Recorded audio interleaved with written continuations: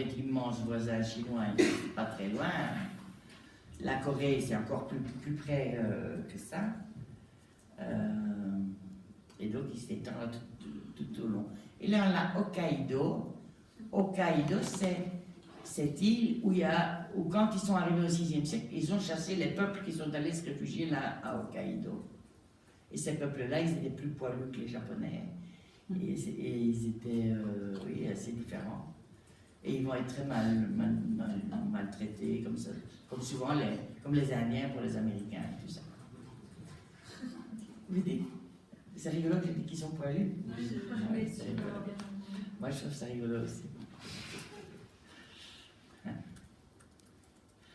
Voilà, donc parallèlement à la grande montagne insulaire, le destin est modelé par la mer. Tous deux ont un impact sur l'histoire mondiale énorme par rapport à leur population. Il y a donc des grands territoires continentaux qui les ont influencés, et il y a eu un long isolement pour les Japonais qui fait qu'ils se sentent à part. Donc ils ont dû s'installer au départ, ça vient des peuples de la calotte d'Azette, comme ils se sont installés sur ce cordon d'île. Et donc, ils vont être influencés par la culture chinoise. Et donc, en 400 ans avant notre ère, il y a une importante immigration coréenne. Alors là, c'est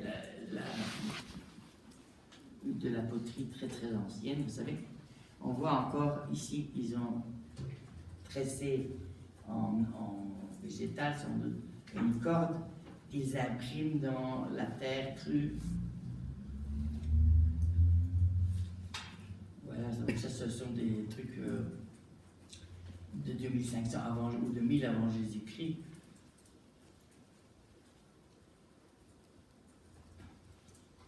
Des petites amulettes.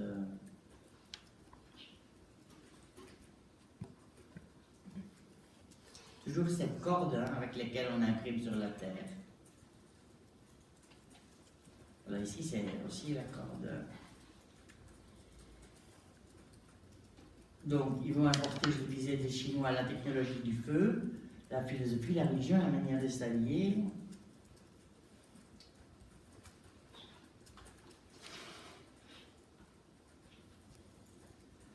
Alors, donc la période Asuka, je vous disais, c'est jusqu'en 645 et la période Nara jusqu'en 784.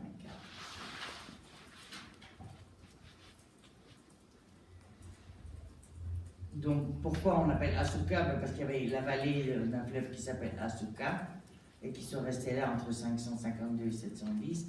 Et Nara, parce que c'est la cité, la ville de Nara, jusqu'en 784. Alors, arrive en même temps le bouddhisme, qui provoque l'impulsion initiale des contacts entre la Corée, la Chine et le Japon. Et les Japonais ont reconnu des facettes de la culture chinoise qui ont pu être profitablement intégrées dans la leur. Un système permettant de mettre les idées et les sons par écrit, l'historiographie, des théories complexes de gouvernement telles qu'une bureaucratie efficace. Vous vous rappelez, je vous avais expliqué qu'en Chine, c'était basé sur le confucianisme et quand ça avait beau bouger, comme l'administration ne bougeait pas, ça a maintenu une stabilité. Eh bien, le confucianisme, ça va aussi marquer directement le shintoïsme, en tout cas, se fondre au bouddhisme. Mais surtout concernant les arts et les technologies avancées, des nouvelles techniques de construction. Par exemple, vous vous rappelez, on avait vu chez les Chinois, ils n'avaient pas la triangulation comme nous, mais ils avaient un système de porte-à-faux. Hein. Et bien ici, ça reste la même chose, le système de porte-à-faux, sauf qu'ils vont amener un bois en plus, si vous voulez, qui va leur permettre de faire des plus grandes portées. Ah oui, les Chinois, vous vous rappelez, il n'y avait quasiment rien dans les pagodes, ça ne savait même pas y avoir de l'espace. Donc ça ils vont faire avancer. Pour couler le bronze, des nouveaux moyens et techniques de peinture. Donc en 552, c'est la date officielle de l'introduction du bouddhisme au Japon.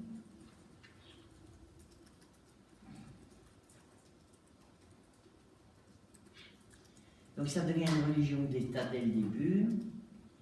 Une constitution qui présente une philosophie, une manière de gouverner qui s'allie directement à la pensée Confucius, la pensée confucéenne.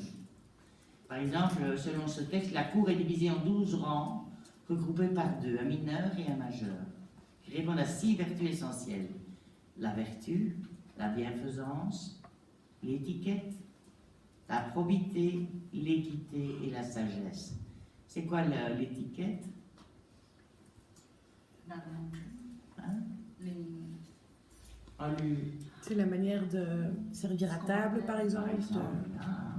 Et c'est quoi encore d'autre? L'étiquette et quoi? Et la probité, c'est quoi la probité? Je dirais tous vos dictionnaires. On va dire honnêteté. Lorsque le bouddhisme pénétrera au Japon, il sera raccordé au shintoïsme. Voilà. La plupart des Japonais d'aujourd'hui se réclament des deux confessions. Voilà un temple shinto plus bouddhiste de 593 de la période Ashoka. Vous voyez, il ressemble vachement au temple, comment dire, des Chinois. Peut-être que c'est un peu plus... allez, le porte-à-faux a l'air plus grand et c'est moins encombré un peu entre les deux. Donc la période de Nara, je vous ai dit, Nara c'est la capitale. Et là, on va dire que dès le départ, on a déjà les règles esthétiques aussi pour le Japon. Par exemple, en sculpture, vous allez avoir deux grandes tendances. Une tendance qui vient du bouddhisme où les personnages sont doux, paisibles, vous voyez, souriants. Une aménité, voilà, c'est un mot que je vous invite. C'est pour vous dictionnaire, je le savais, mais je me disais, j'avais du mal à le donner. Unanimité. Aménité. Ça veut dire affabilité, amabilité, charme, civilité, douceur, gentillesse, politesse. Vous voyez? Une aménité d'inspiration bouddhiste. Ça, c'est une des tendances. Et l'autre tendance, c'est un sens aigu de la déformation caricaturale. Et vous voyez, sur cette dia, je vous ai mis deux exemples, un Bouddha de l'époque Nara et comment dire, un gardien de temple, le temple Todaji à Nara. Et vous voyez, on a les deux grandes tendances. Et puis, je vous ai ajouté deux petits masques.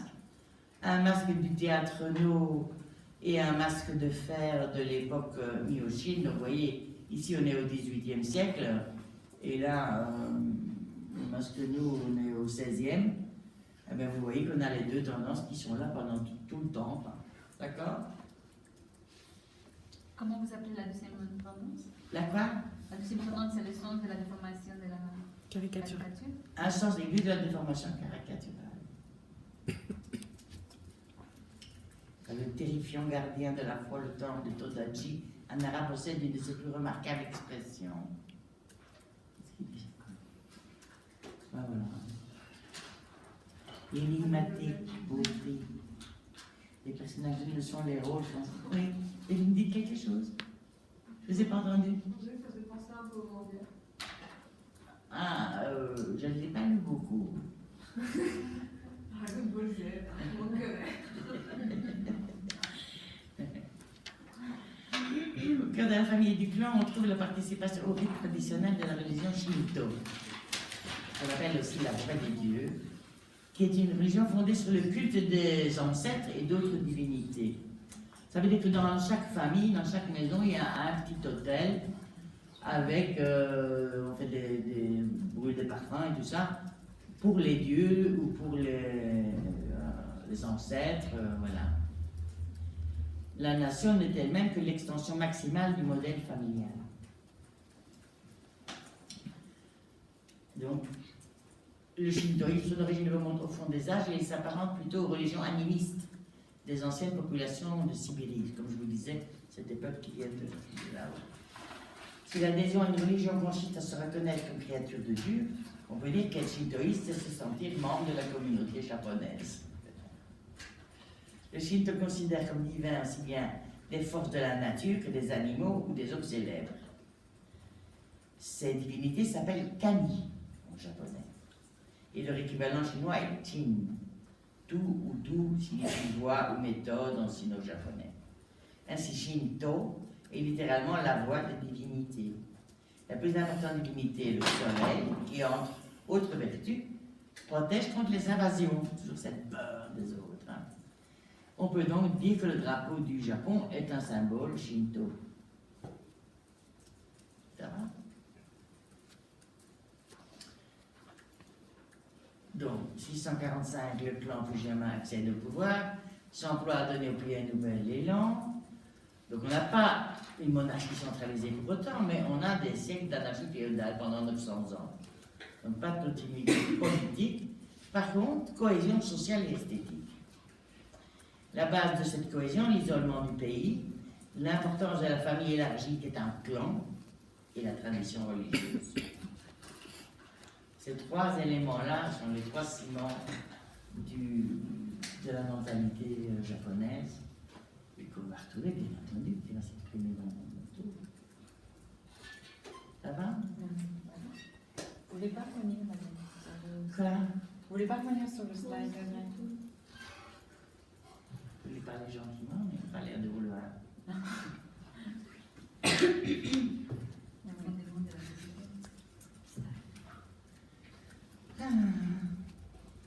Voilà.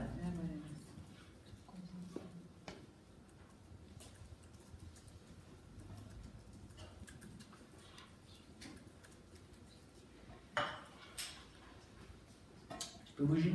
Non.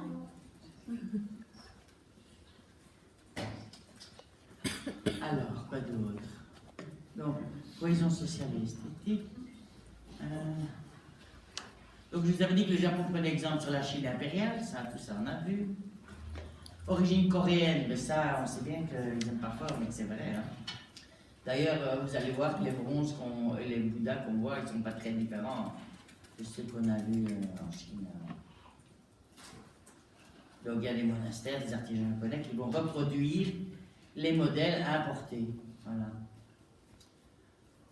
Mais, vous voyez, paradoxalement, il y a plein de Coréens qui sont dans les hautes fonctions. Vous voyez, religieuses ou non. Oui, on va faire un rappel de ce que je n'ai pas très développé avec vous. Mais disons que les Coréens avaient dû se barrer et qu'en l'occurrence, ils ont émigré au Japon et ça fait que la Corée elle-même n'avait pas qu'à conserver beaucoup de ses artistes. Et ils les exportent au Japon. Donc c'est aux architectes et aux bâtisseurs de la période Baekje que l'on doit le formidable essor que connaît la construction des temples dans le Japon du VIe siècle. Nombreux Coréens dans les hautes fonctions, c'est ce que je vous disais. Donc souvent, ce sont les Coréens qui vont permettre la relance de cette économie japonaise. Voilà un petit chava méditant.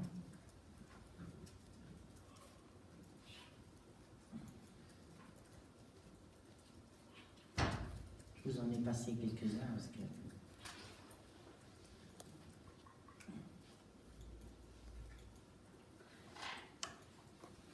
Alors, période de Nara.